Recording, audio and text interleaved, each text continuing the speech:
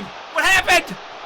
No! Kyle! Why would you do that, Kyle? I left for a minute! You guys were hugging when I left! Cards on the table? I'm a WWE fanboy, but I watched AEW Double or Nothing last night, and I found that it was a very good pay-per-view. You're allowed to call it a pay-per-view. I enjoyed it. Why did I suddenly jump ship from WWE to AEW? Well, first off, I haven't jumped shipped yet. I am still very much watching the WWE product. However, I have been disenfranchised with WWE as of late, and the decisions of TKO, so I thought I would go and check out AEW because I don't want to just be a complainer. I want to be a supporter. And if I can't fully support WWE, I'm hoping I can throw that support behind AEW. I'm not there yet, though, but yesterday was a good step in that direction. Double or Nothing was good. It was great, dare I say, amazing. I was definitely sports entertained yesterday. I know. I'm supposed to only talk about the wrestling of AEW, but no, there was definitely sports entertainment within the show, and I thoroughly enjoyed myself. I really did. Now, does that make me a sicko? Probably not. I'm probably not a sicko just yet. I need to see multiple episodes of Dynamite to really fully invest, because anybody can do a good pay-per-view. I've heard for a while now that no matter what, AEW can do good pay-per-views, but that just tells me that I only need to watch AEW once a month.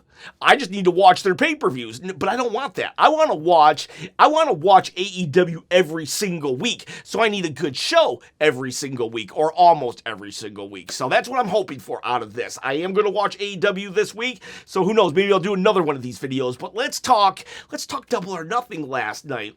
I'm not going to do a full-on review. I'm just going to kind of go from memory, what I thought, what I liked. I'll do some hot takes as well. And first off, I'll say I thought it was brilliant that we opened up with Edge and Christian, who is Adam Copeland and Christian, versus FTR, they were the Revival in WWE. I thought this was genius because when you get a bunch of WWE fanboys like myself coming to watch the product for the first time in a long time, it's like there's some people that we recognize, we can latch on to. Kind of like you're at a party, you don't know anybody, but suddenly you see someone over there and you're like, ooh, I know that person from the 3rd grade. I'll go hang out with them, see if they still like baseball cards or something like that. So you latch on to the people you know. Then they give us a hardcore match, an actual hardcore match, not just getting thrown through a table and then passing that off as a hardcore match, and then the fans just saying this is awesome. Now, AEW fans do say this is awesome,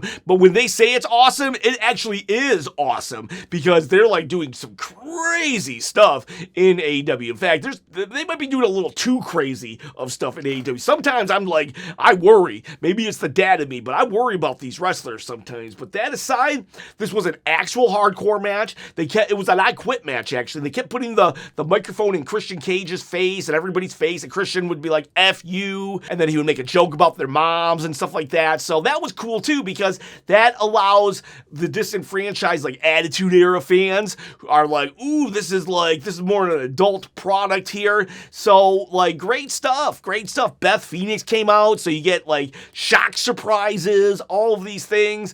Like, overall, good, great. And then Edge and Christian, they end up winning. And you could tell that this was the culmination of a storyline, because I guess if they hadn't won, they were going to have to retire as a tag team. So, yeah, good stuff overall.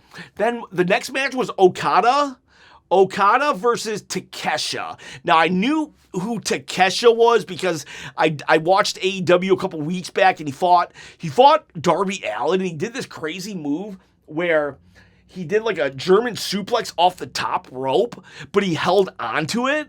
And like, I hope they never repeat that, because that was such a sick move. It was awesome though. Don't get me wrong. It was awesome. So I kind of knew who this guy was. They wrestled. I liked the match. It was a good match, but not really being fully invested in these wrestlers does mean you don't get the full enjoyment of it, but I did enjoy myself nonetheless. And just like I tell people when they're trying to get into wrestling, all you have to really do is watch a month of something and you're fully invested. Heck, by the end of this match, I was fully invested in Takeshita, because this guy named Kyle Fletcher came out. I knew who Kyle was because I saw Chris Van Vliet episode once where he talked about how he really liked the color pink. And I was like, oh yeah, you like pink like the Bret the Hitman Hart and Owen Hart. Kyle Fletcher comes out and he turns on, not Okada, Takeshita. Kyle Fletcher turns on Takeshita, and I was shocked by it because I was like, what, dude? So, like, even by the end of the match, I was already starting to have some kind of connection with Takeshita. But the funny thing about this was I actually got up to leave after Kyle Fletcher came out and hugged Takeshita. I was like, oh, okay, well, let me go get a drink. And I'm just not used to a match ending and not having 20 minutes of commercials like WWE does, because I went and got a drink, and that's when Kyle turned on Takeshita. And I was like, wait a second, we don't have time to like boil an egg, walk the dog, wash the car, do my taxes.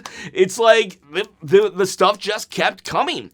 We had a couple women's matches. I apologize, but nothing, like, I could tell they were entertaining, but they didn't really stand out enough for me to really know anything. The only one I really keyed in on was Chris Statlander, and that's because Bayley said that was a dream opponent of hers. So I was kind of watching. I remembered from like 5 years ago, Chris Statlander was an alien. So I was like, how come she's not an alien anymore? I wonder what happened there. Swerve Strickland, though, he fought Bandino, and there was this one move where Swerve literally stood on Bandino's shoulders, and then he kicked him in the face.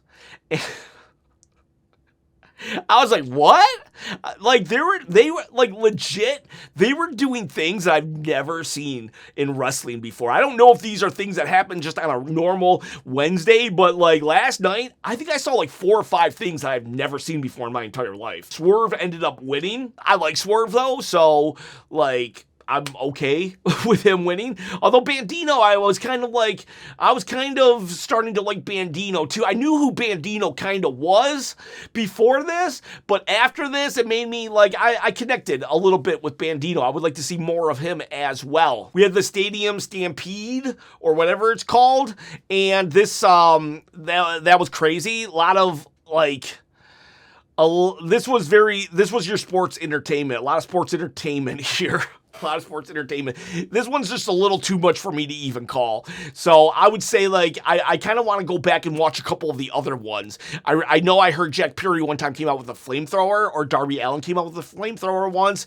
So I do know of this match. So I kind of want to go and watch more. But overall, like, I had no problems with it. I like when Leo Rush reunited with Bobby Lashley. Like, I loved those two together. I know Leo Rush has his own thing going on right now, but I used to love those two together. I think I was the only WWE fan that liked when Bobby Lashley would show us his glutes or whatever they were. I thought it was hilarious. Yeah, Stadium Stampede, fine, cool, whatever. I know, like, Chris Jericho, like, the AEW fan base has gotten sick of Chris Jericho, and he just came back. So I don't know if they're still sick of Chris Jericho or if they're not. To me, I haven't really watched Jericho wrestle in a while, so it was kind of a trip for me to see him. Like, Chris Jericho, like WCW Lionheart Chris Jericho and the Y2J Chris Jericho, one of my favorite wrestlers of all time. So it was nice for me to see him, but I could understand, like, I also know how Chris Jericho is, so I could understand why people would tire of him. Then we have Darby Allin, MJF. So MJF is like amazing and awesome. I love MJF. I've loved MJF since day one AEW, and he's somebody that I've always followed, even though like I haven't followed AEW for a long time. You know, I made an active point to watch his clips online. So yesterday was really good. And I will say that I have been watching Darby Allin matches since he won the title.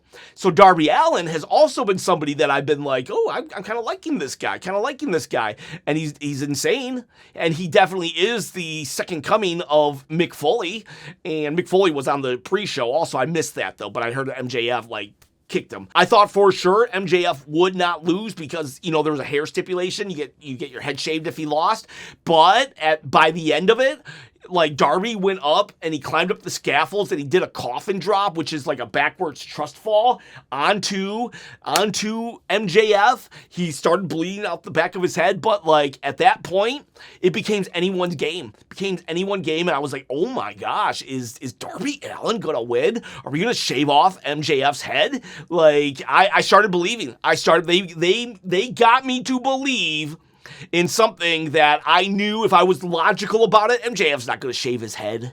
He's just not going to do it. Logically, I knew, but that's the beauty of wrestling, or a really good wrestling match, angle, and characters, that they can get you to believe, and they got me to believe. So yes, great stuff right there, but MJF will win it. I think that was the right call, but I also would have been okay if Darby would have won. And this, what's his name? Keith, I think? Some guy comes out and he like runs MJF off, and then he like does a frog splash or something. I think they call it a UFO splash onto Darby, because Darby is now like getting stretchered out.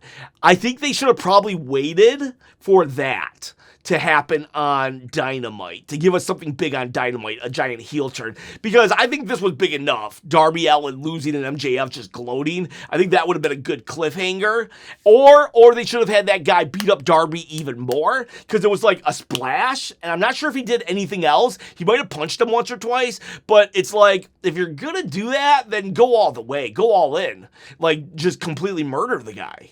He was already in the stretcher, so that was very slight critique right there. It was still good, and it is a cliffhanger, and PLEs should have cliffhangers, so I just would have done that a little different, but overall, good stuff. I definitely enjoyed myself. Definitely better than Saturday night's main event. Let's look at some hot takes, and then I will end the video. The war has been reunited, says Seven Night Samurai. I wouldn't call it a war yet, a full-fledged war, probably like, referencing the Monday Night Wars. I think this is a Cold War, because like, why was Saturday Night Main Event just happens to be on the same weekend of AEW's big show? That's a Cold War tactic. Non-pro cyclist, hot take, I don't like tribalism or hateful comparisons. I like that we have more wrestling to enjoy. At a certain point, I'm okay with tribalism, but then it becomes too far. Like, you're allowed to be like, yeah, AEW is the best thing ever, but I don't like when you just say, yeah, that person can't hang over here. Yeah, they can. It's wrestling. They're written to hang a certain kind of way. Just be careful on the language, because you're allowed to be full all in. You're allowed to say, I don't like WWE, but I like AEW. That's okay. But at the same time, don't be like, yeah, Roman Reigns could never hang in AEW. I just don't believe that. Oh yeah, Will Ospreay would not actually last in WWE. I think that's false. I think that's just false, because it's all about how they're written and stuff, honestly. WWS Wrestling, Double or Nothing was 100 times better than WrestleMania Night 1. I definitely agree with that. WrestleMania Night 1, no sir. Double or Nothing, way better. Was it better than Night 2 though?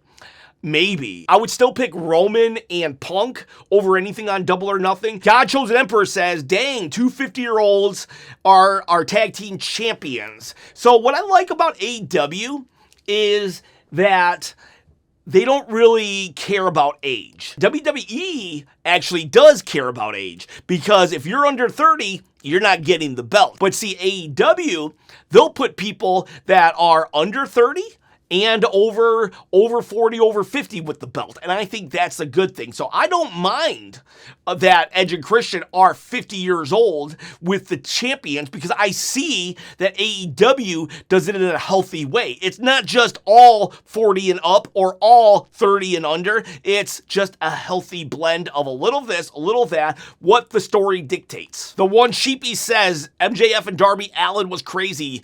AEW keeps getting better and better. I do agree that they keep getting better and better. Like, I watched about a year ago, I think I watched last year's Double or Nothing. It was Adam Page and Moxley. I even enjoyed myself back then, but this one was even better. and it does have me actually looking forward to Dynamite. Jobber Error says, as a longtime WWE fan, I stopped watching because it's not for me. I'm loving what I'm seeing in AEW. Yes, do AEW content. I'll tell you this, make sure you share this AEW content with other AEW fans, so I will then, in turn, do more AEW videos. I Love AEW Wrestling says, I just loved the match with Joe versus Will. It was awesome. Oh, I forgot to talk about that. Yeah, Joe versus Will was awesome. What I really like, from just a peek behind the curtain point of view, what I love about that is Will Ospreay said that the match that got him into wrestling was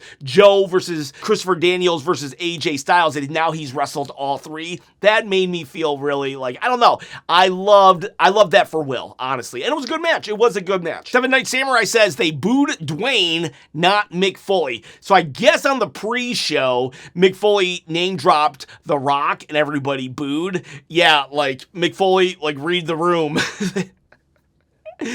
This crowd is not going to be impressed with Dwayne Johnson. I personally, I do like The Rock, but I do feel that it was funny that they booed him. Kid Wilkes says, I know your channel is all about the story, so I have to say Kyle Fletcher returning at this point in the pay-per-view was cool. However, we crowned a new champion in Takeshita, and he beat him up after. Let him bask in the glory of winning the title and save the full story of Kyle's return for Dynamite.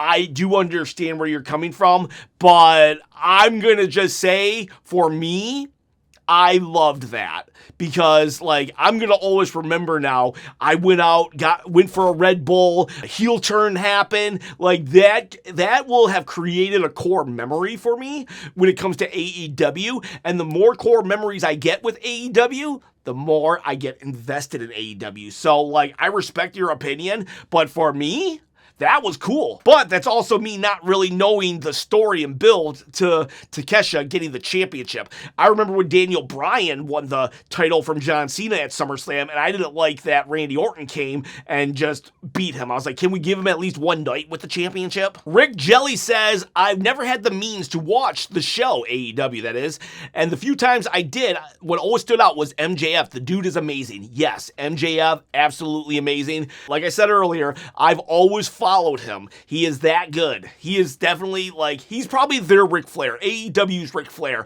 while Darby Allin is probably their Sting. Jimbo Slice says, I'm historically not an AEW viewer, but I just might turn into one with TKO's recent work.